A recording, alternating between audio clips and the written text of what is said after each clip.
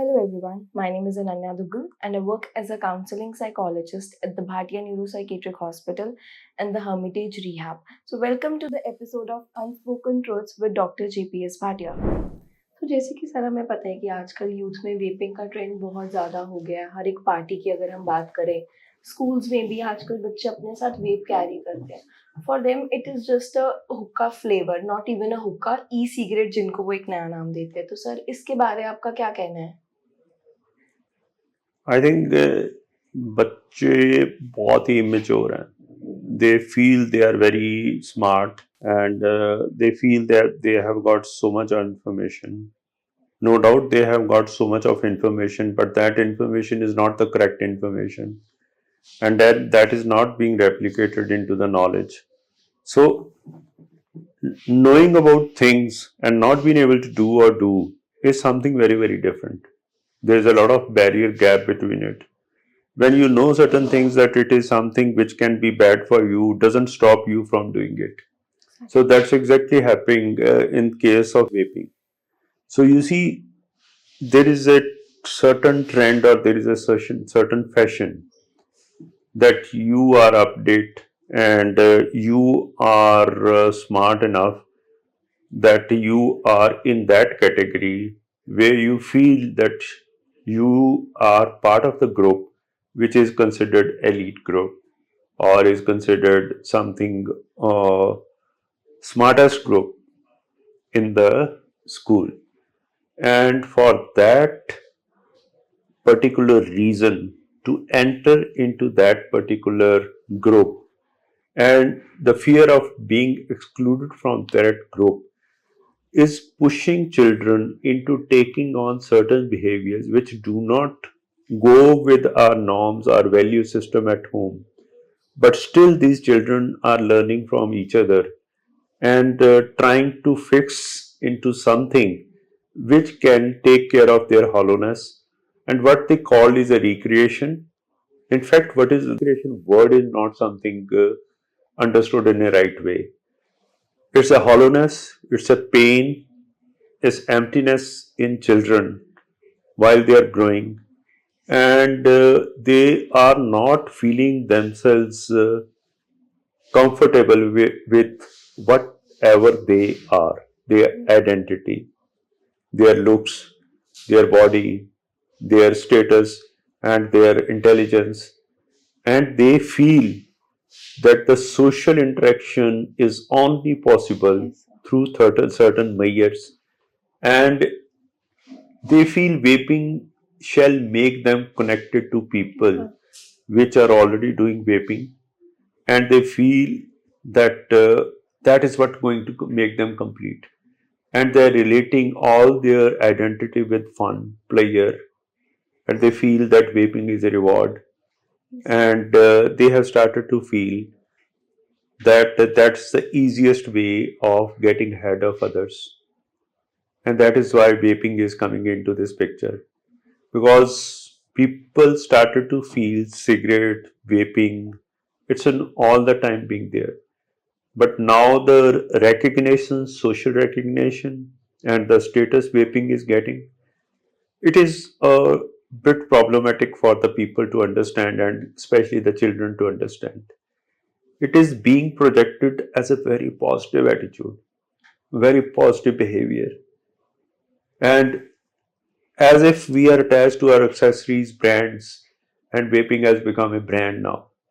So everybody is pursuing their brand and seeking pleasure, not realizing the fact that vaping is something more dangerous than cigarette. Exactly. We are not sure about the nicotine quantity in it. We are not sure about the potency. We are not sure about what other flavors have been put, and those flavors can be cancerous. And all the time when children are taking into vaping, it is affecting their brain in a very different way.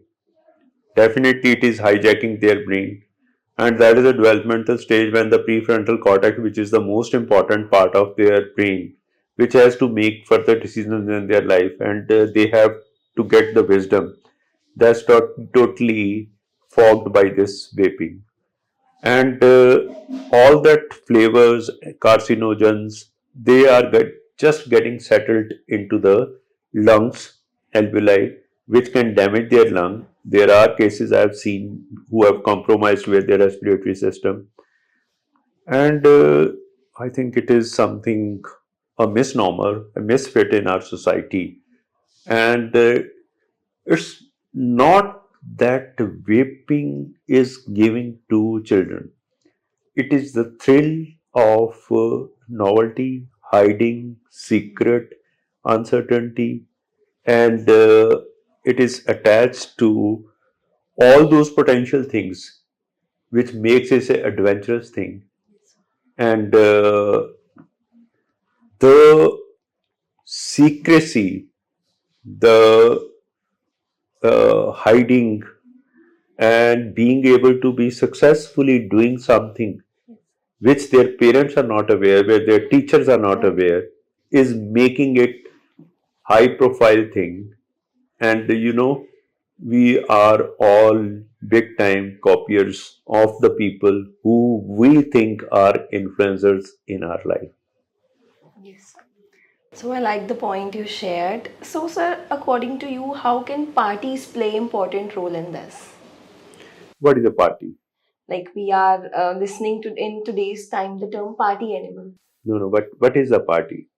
Parties for like if we talk about youth, parties a place where people get fun. Yes. So what you see is party is another name of celebration. And celebration is a place where we get together and we connect to people. So that's a celebration, that when we connect to people, like minded people, that's a party, right? Yes. And here, the connection is, what is the connection? The connection between two people is on the basis of some false bridge, Yes. which is actually not existing. And the connection cannot be made. The togetherness is what has to give us oxytocin, thus to produce serotonin, thus to make us complete. The celebration is only possible and felt when you are not under the influence of drugs.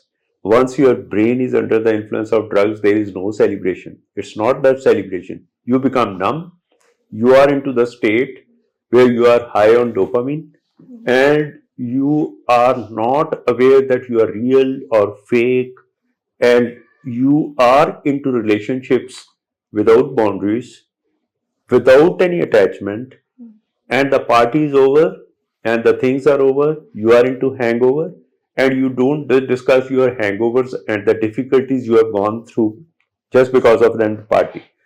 So I think it's a total concept which has gone wrong of the celebration. Celebrations is something when two people meet, there is a celebration. Exactly. When we go out, we play with the music, we dance, there is nothing wrong about it. But when you bring drugs into it, that means you cannot celebrate togetherness. You are trying to celebrate something with the help of a drug, which you can't otherwise. So now, what our belief system has become is celebration means drugs. It's not celebration means your people of your choice. And the person you choose one over the other is because of the drug, and it is not because of that you have certain value system or some attachment, or you have hobbies or other things. And people are using drugs and they're talking about drugs.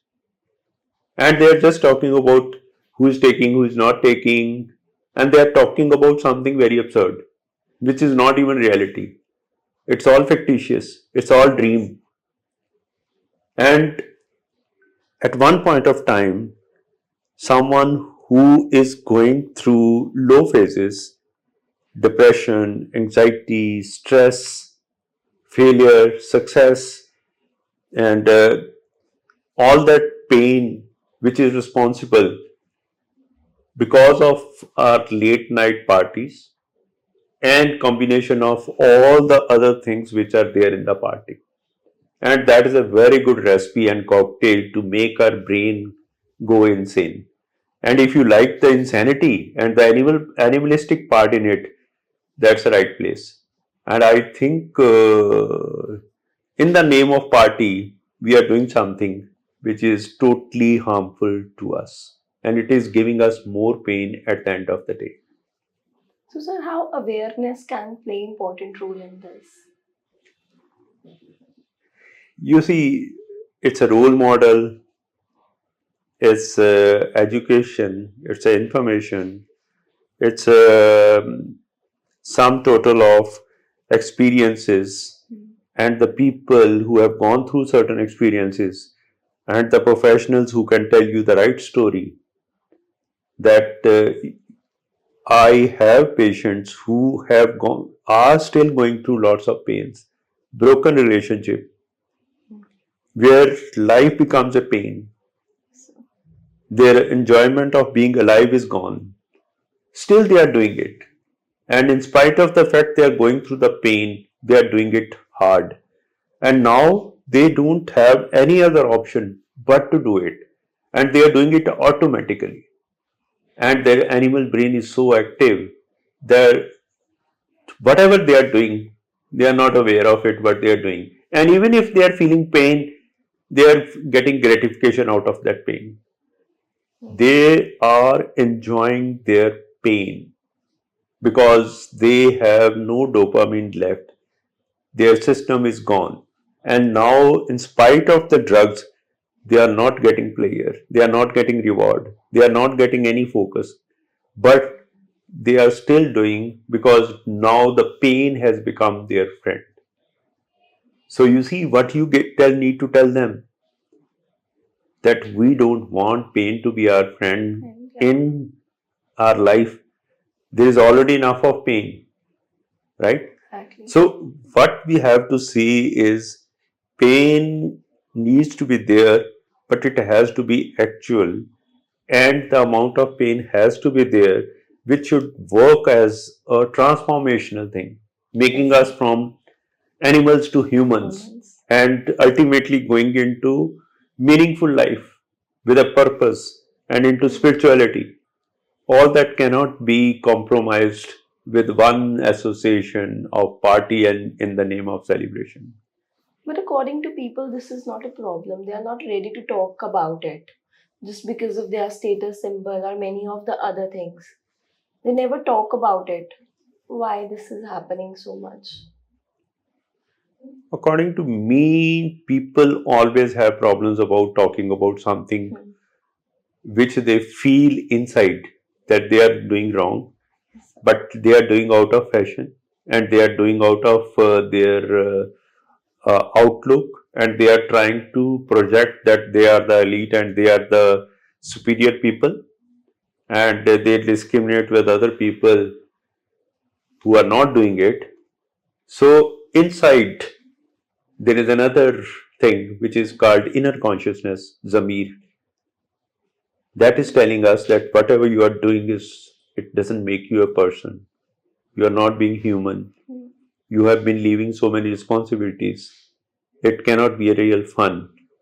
That is why these people who are doing it, one thing that they are not aware what they are doing. Second, even if they are aware, they still want to continue because it's an immediate gratification and pain in the ending, and they just want to see the best part of it, and they don't have the courage to tell others that whatever we are doing is not really humanistic, because the things we are not doing because of this particular thing is much more damaging and is no way acceptable in our future, because within 10 years from now, 20 years from now, we are going to have so many problems.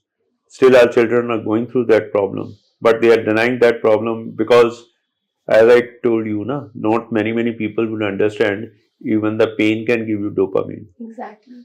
So being accepting the pain which they have inflicted to themselves, and now they are automatically doing and gathering pain and then making a big thing out of pain, that I have so much pain in my life. So, sir, what role society and family can play in this, which can actually help the youth? I think we need to introspect. Yes, sir. The starting can be introspect, working on me first. I need to work on me first. that what I need in my life, just pleasure seeking, just fulfilling my physical needs, and just being able to win, or just be doing something which is fulfilling my wants, right? Yes. And our wants are never going to end. Exactly. And exactly what we are a good preacher, but we don't preach what we do. We become role model. And once we are doing something with a purpose, Yes, sir. with a direction, with a goal, and we have a purpose which is much bigger than what we are doing at this moment, and we need to think before we leave this world what we are contributing to this world. Exactly. And what we have done for others, rather than all the time being selfish and self-centered and narcissistic about ourselves. So that way we can connect to people on the real basis. And when we start to feel that it is not me, it's we all as a humanity have to make a difference in this world. So, sir, why, according to you, youth is becoming like so much into addiction, and also their personality tells about that. Like I have seen it that many of my friends who are into addiction, their dressing sense, their personality, all these things affect. So, how it is happening? Like, what makes them do this? They're not doing it because they like about themselves. They are not. They don't like about themselves, and whatever they are wearing, is not their liking. Whatever they are wearing is because people like, Exactly. and they compliment, and they see other people who are being admired are having the same dress, same way of grooming, and same way of carrying themselves. It's nothing about me. At the end of the day, what you realize is that you are not living your life. You are living a third-hand life or a second-hand life. First-hand life is when you do something of your choice, which is acceptable to you and your family and value system, your religion, your work, and also somehow acceptable to the family also. So, sir, what is your perception about this world? I think this world is going towards something which is a disaster, and where more of our children are going to suffer in future, and will be responsible for whatever they are doing, because we are the elders and we have to understand our status. We can make the difference in their life. Yes. This is the time when they cannot understand about themselves. We have to inflict or inculcate certain value system in their lives, where they start to feel and good about what they are, not about what they should look like. And you remember there was an old song, "It's My Life." So it's my life doesn't mean that I want to live the way and I want to break the rules. I want to disobey. Yes, sir. It is my life means I'm living my life in my terms, which needs to be my value system, which ultimately are going to give me meaning of my life. That is exactly we have lost in the purpose. And I would say the most painful thing is that our children are going through a lot of pain and lot of disgust. But I've seen 30 years journey. Children at this point are most anxious, most depressed, most irritable, most angry, restless. They are not comfortable with themselves. Yes, sir. And they are going through ADHD and all sorts of mental disorders. They have self-inflicted insomnia. They have lost the value of being alive with the nature. They are just secluded, isolated in their rooms. It's going to cost them a lot.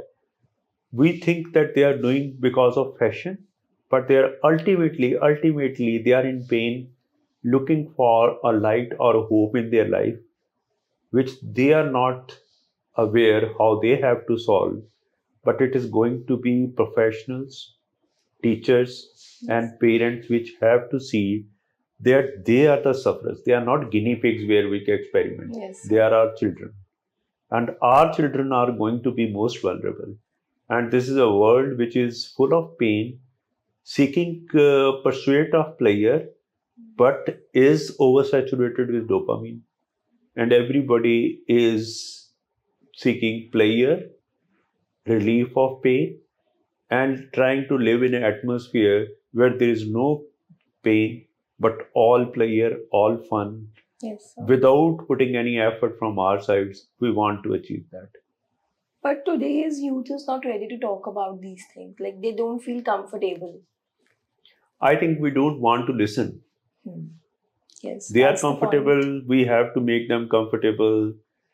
You know, see the adolescents, when you see how the therapist makes the patient comfortable and then he starts to speak about. Yes, sir. So I think we don't have listening with empathy, without judgment, and ultimately we don't sit at a place where they can be comfortable with ourselves. We can't build that trust bond. Actually, it is our responsibility to make them feel comfortable where they can talk about anything and everything about their life, because that is going to be the ultimate solution. Yes. Obviously, where they feel like things are confidential. They are not let out Whatever, of the room. more than confidential, they are looking about the eyes of the therapist, how he is being judged, and whatever they are saying has a meaning or not. Are they connecting with the therapist? Is the therapist being able to understand what they are saying? And are the society is accepting the way they are? They don't Yes, sir. need to be pushed to excel, to exceed, to compete, to win. We just can't. We just want to be the way we are.